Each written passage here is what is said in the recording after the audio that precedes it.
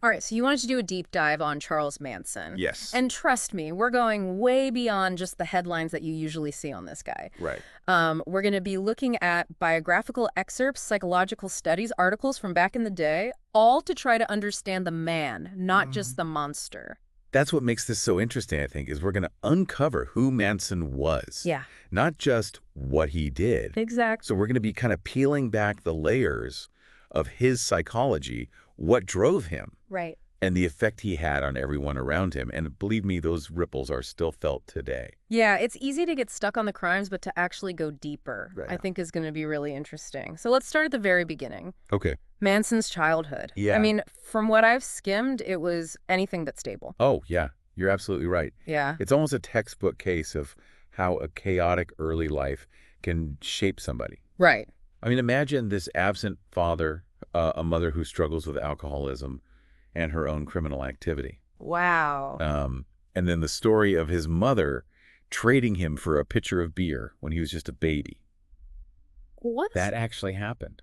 That's just hard to even grasp. Yeah? I mean, what kind of impact does something like that have? Oh, I mean, you can imagine the psychological effects of such neglect and instability. Right.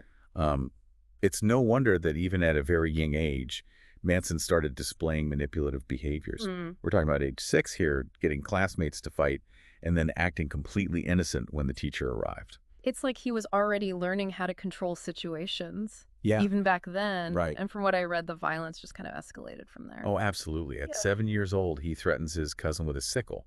Yeah. So this early aggression is a huge red flag. Right. You know, it Yeah. points to this deep disconnect between his actions and their consequences. So his mom eventually got custody back, but the pattern continues. Right. Skipping school, petty theft, Yeah. then more serious offenses. By 13, he ends up at Boys Town, a reform school run by a priest. What does he do? Right. Steals the priest's car 4 days later. It's almost like there's this pattern of defiance against authority figures. Yeah. And it's really heartbreaking because Yeah. there are reports that he was bullied and possibly even sexually assaulted while in these institutions. It's like the system that was designed to help young people is actually contributing to their trauma. Right. And that's kind of a theme that we see again and again in Manson's story. Yeah, you're right. And it makes you think about that cycle of abuse and how it can repeat itself. Yeah. Even within the justice system, there's this potential for further harm. Right. And the source is pretty clear about the violence he himself inflicted. Yeah. There's an account of him attacking another student with broken glass right before a parole hearing. Oh, wow. He ended up serving time for 8 offenses. 3 of those offenses involved homosexual acts. And we should probably note that the source material doesn't say whether those acts were consensual or not. So it's just another piece of this really bleak picture, even Yeah. before he reaches adulthood. You know, one of the things that really stands out to me from this material is that enduring power of early childhood trauma. Right. You know, it's not an excuse for his actions. Huh? Right. But it does offer some context for how someone could end up so deeply troubled. It makes you wonder, could things have been different Right. if someone had intervened? Yeah. Could his path have changed? Absolutely. It's heavy stuff to consider. And this is just the beginning. We're about to see how these early patterns play out as Manson enters adulthood. Yeah, it's like we're building this psychological profile. Exactly. Piece by piece. Yeah, and in the next part, we'll see how those pieces really come together in a truly unsettling way. Mm-hmm. Okay. Last time we left off with Manson behind bars, still a young man, but already carrying a heavy load of trauma and bad decisions. You'd think prison would be a wake-up call. You would think. But from what I've read, that wasn't really the case. Yeah, it's a classic example of the cycle of recidivism. You know, even with a chance to start fresh, sometimes those ingrained patterns are just too strong to break. And Manson's story illustrates that, doesn't it? Yeah. He gets released in 1954, and for a bit, it seems like he's turning things around. Right. He falls for a waitress. They get married. Uh-huh. She gets pregnant. You almost think it's a happy ending. Almost. Almost. But as is often the case with Manson, there's a twist. Right. He just couldn't escape his past. Yeah. He steals a car, they head west to Los Angeles, and boom, he's back in prison. Right back in. It's kind of heartbreaking to see how difficult it is to break free from those deep-seated behaviors. It's like he was destined to repeat those mistakes. Yeah. But while all this was happening, was there any kind of support system in his life outside of prison? Well, during this time, his wife divorced him and took their son back to Virginia. Oh, wow. This must have been a huge blow to Manson. Yeah. And you have to wonder how this abandonment might have fueled his resentment and anger. His mother had also moved to Los Angeles. Right. And was even working as a waitress to be closer to him. Yeah. You'd think that would provide some stability, Right. some family connections. Exactly. But even that relationship seemed pretty messed up. You're absolutely right. There was an attempt at a reunion, Mm-hmm. but it didn't go well. Manson's mother seemed more worried about protecting her daughter from him than welcoming him back into the family. Oh, wow. After that, they never saw each other again. So Manson ends up essentially abandoned by both his mother and his wife. Right. What a devastating blow on top of everything else. It's a truly tragic situation. And this is where the story takes a really dark turn. Okay. Because as he'd done throughout his life, Manson sought connection and belonging elsewhere. And in 1967, after his final release from prison, that's exactly what he found. Right. In the most disturbing way imaginable. This is when he arrives in San Francisco, Yeah. right in the middle of the counterculture movement. Free love, psychedelic drugs, rejecting societal norms. Uh-huh. It sounds like fertile ground for someone like Manson. It was the perfect storm. Yeah. Manson, with his charisma and his music, was drawn to this movement. Yeah. And before long, he started attracting followers, Right. mainly young runaways and outcasts who felt disillusioned with mainstream society. This is the birth of the infamous Manson family, right? Exactly. But you have to understand, this wasn't just a group of hippies hanging out. Right. This was a cult with Manson at its center, wielding a frightening amount of control over his followers. And as we'll see, that control would have devastating consequences. Yes, it will. This is where his twisted ideology, the helter-skelter prophecy, comes into play. Right. Can you tell us about that? It was a dangerous mix of delusion, paranoia, and manipulation. All fueled by Manson's obsession with the Beatles' White Album, Okay. especially the song Helter Skelter. He believed it predicted an apocalyptic race war, didn't he? That's right. He envisioned this violent clash between blacks and whites with his family, emerging as the leaders of a new world order. And this wasn't just a passive belief. He wanted to make this war happen. Right. He thought that by committing shocking murders and framing black revolutionaries, he could actually speed up the apocalypse. It's chilling, isn't it? It really is. And it really underscores the dangerous power of a charismatic leader preying on vulnerable people who are desperately searching for meaning and belonging. And then the unthinkable happened. Right. The Tate LaBianca murders. Yeah. I mean, these crimes were absolutely horrific. They hurt. And they left a permanent scar on Los Angeles and the entire nation. On August 9th, 1969, 4 of Manson's followers, acting under his instruction, brutally murdered actress Sharon Tate and 4 others at her home. And the very next night, the horror continued. Plano and Rosemary LaBianca were found murdered in their own home. Right. It's almost impossible to grasp the brutality of these crimes. Absolutely. These murders were absolutely devastating. Yeah. They sent shockwaves through the nation, creating an atmosphere of fear and paranoia that lingered for years. Yeah, the impact was just immense. It was.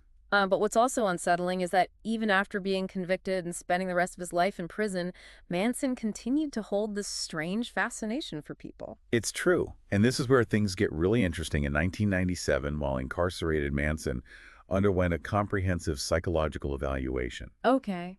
And the findings challenged some of the assumptions people often make about him. I need you to break this down for me. Okay. The word psycho gets thrown around a lot when talking about Manson. Right. But what do we actually know about his mental state?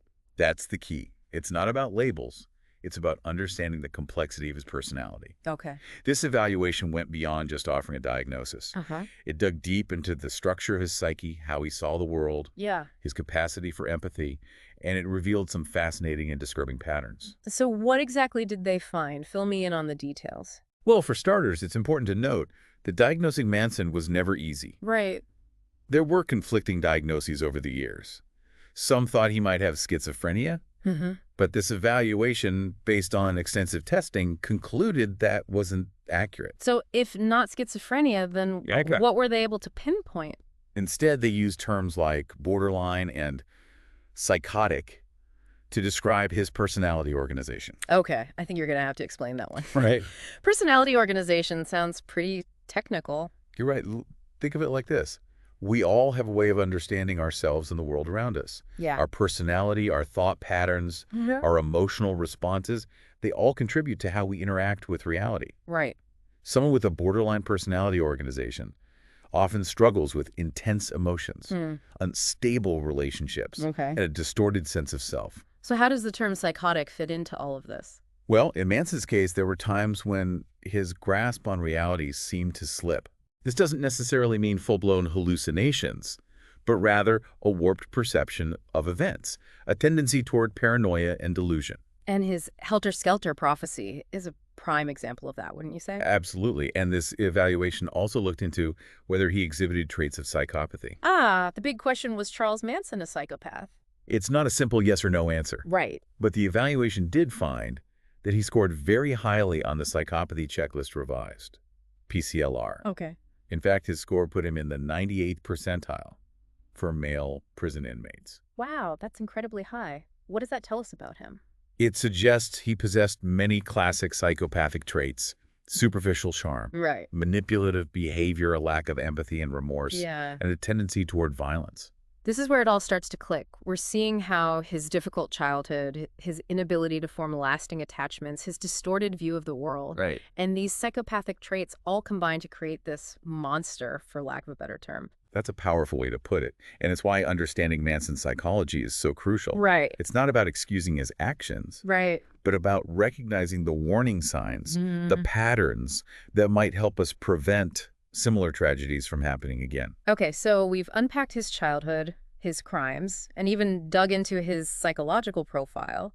But what about his lasting legacy? That's something I'm really curious to explore. That's exactly what we'll tackle in the final part of our deep dive. And trust me, it raises some pretty unsettling questions.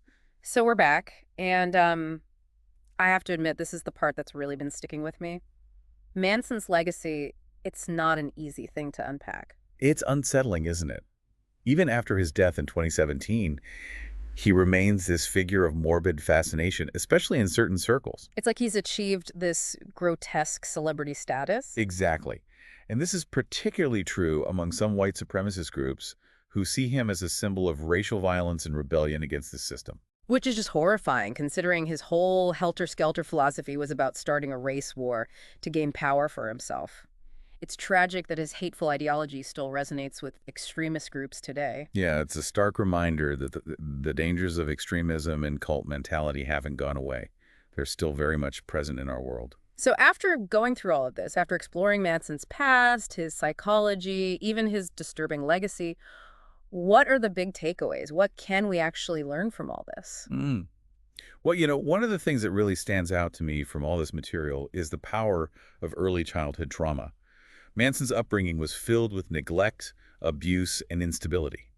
Those experiences clearly shaped his worldview and his capacity for empathy. It doesn't excuse his actions, but it does give us some understanding of how someone could become so distorted. Exactly. And it highlights how important early intervention programs and support systems are for at-risk youth. Who knows, maybe if Manson had gotten the help he needed, his life could have been different. It's definitely something to think about. This deep dive has also really shown the allure and the danger of cults. Manson was a master manipulator, exploiting the vulnerabilities of those searching for a sense of belonging and purpose. Yeah, his family weren't just followers, they were victims, trapped in a web of manipulation and delusion. And that leads to another question. What can we do to better recognize and protect ourselves from these kinds of charismatic but ultimately destructive figures? That's a crucial question, especially these days when misinformation and extremist ideologies spread so easily online. We need to be critical thinkers, question authority, and develop a healthy sense of skepticism. You're absolutely right. And perhaps one of the most disturbing parts of Manson's legacy is his continued influence, even after death, within some of these fringe groups. It makes you wonder, doesn't it? Yeah. What does our fascination with figures like Manson reveal about our own psychology? What does it say about our own attraction to the darker side of human nature? Yeah, it's a chilling thought, but a conversation we need to have. Absolutely, because only by understanding the psychology of someone like Manson can we hope to prevent similar tragedies in the future. Well said. And that, my friend, is what this deep dive has been all about. It's been quite a journey, but incredibly valuable. Thank you for guiding us through it. It's been my pleasure. And remember, the most important part of this journey happens after the episode ends. Exactly. Now it's up to you to keep exploring these ideas. Could Manson's path have been altered if he'd received different support early on? What does the enduring interest in him say about us as a society? These are questions worth thinking about. Until next time, keep diving deep.